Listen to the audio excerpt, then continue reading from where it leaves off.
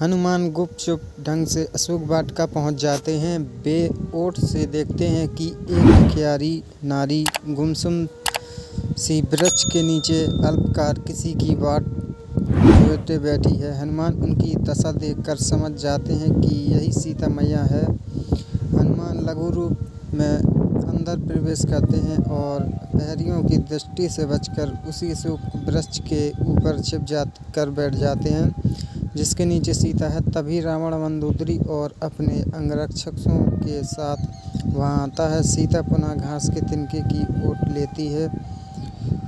वह सीता को मनाने का अंतिम प्रयास करता है किंतु सीता अपने पतिव्रत पर अडिग है।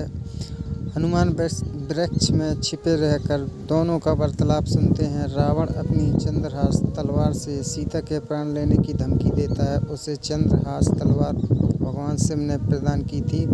सीता चंद्रहास से प्रार्थना करती है कि यदि वह भगवान शिव का वरदान है तो वह उनका शीश काटकर उनके पतिव्रत धर्म की रक्षा करे, ताकि भगवान शिव को भी पता चले कि किसी कार्मुक पापी पुरुष को शक्ति देने के क्या कुपरिणाम होते हैं।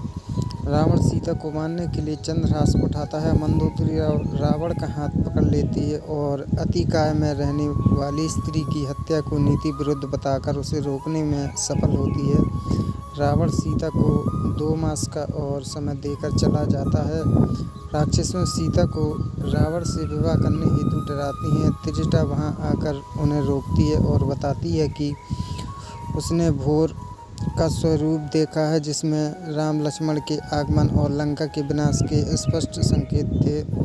ये सुनकर राक्षसियां सीता से क्षमा मांगती हैं। सीता त्रिजटा से कहती है कि मृत्यु देवी उन्हें अपनी गोद में क्यों नहीं बैठा लेती, क्योंकि उनके प्रभु राम को कभी न पता चलेगा कि उनकी बिद्री लंका में है छिपकर सारा वार्तालाप सुन रहे हैं।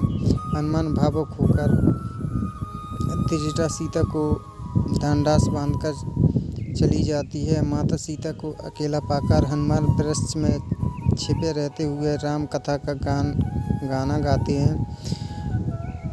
वे जानते हैं कि यदि वे एकदम से सीता के सामने गए तो वो डर कर चीख सकती है। हनुमान गाते हुए यह संकेत भी देते हैं कि प्रभु राम ने उन्हें दूत बनाकर भेजा है और उन्होंने निशानी के तौर पर अपनी मुद्रिका भेजी है।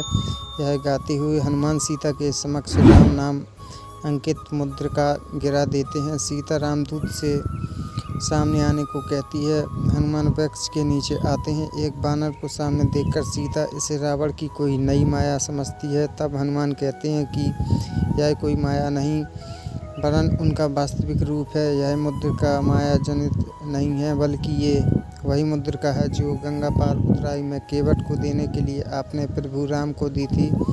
हनुमान सीता को विश्वास दिलाने के लिए रावण द्वारा हरण के समय उसके द्वारा पल्लू में बांधकर आभूषण फेंकने की घटना भी बताते हैं और पल्लू के उस टुकड़े को देखकर राम कितना भाव विह्वल होते थे, माता सीता को इसका वर्णन भी करते हैं। हनुमान सीता को ढांढस दे देते हैं कि अब उनके द्वारा यह पता लगते ही कि सीता लंका में है, वे तनिक देर नहीं करेंगे बिना यहाँ पहुँचेंगे।